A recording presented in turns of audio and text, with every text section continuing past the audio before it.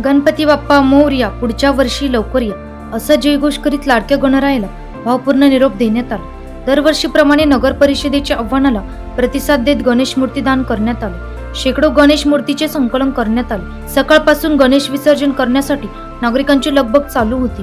गणरायाला विसर्जन तलावाजवळ कृत्रिम तलाव तयार करण्यात आले होते। सायंकाळी उशिरा डॉक्टर आंबेडकर चौकातून विसर्जन मिरवणुकीला प्रारंभ झाला। प्रत्येक सार्वजनिक गणपती मिरवणुकीसमोर डीजेचा दणदणाट पाहावयास मिळाला।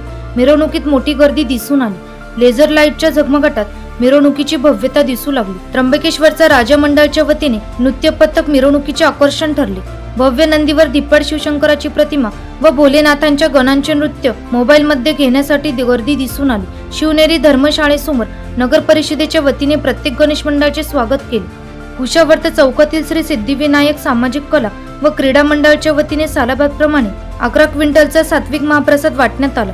महाप्रसाद घेण्यासाठी भाविकांनी मोठी गर्दी केली होती। महाप्रसाद वाटपाचे हे 35वे वर्ष असल्याची माहिती मंडळाचे संस्थापक अध्यक्ष सुनील उर्फ बाळासाहेब कचोळी यांनी दिली। पोलीस निरीक्षक बिपिन शिवाळे यांच्या व सहकार्याने चोख बंदोबस्त ठेवला होता। रात्री उशिरापर्यंत विसर्जन मिरवणूक चालू होती। एनसीएन न्यूज साठी प्रतिनिधी रवींद्र धारणे, त्र्यंबकेश्वर।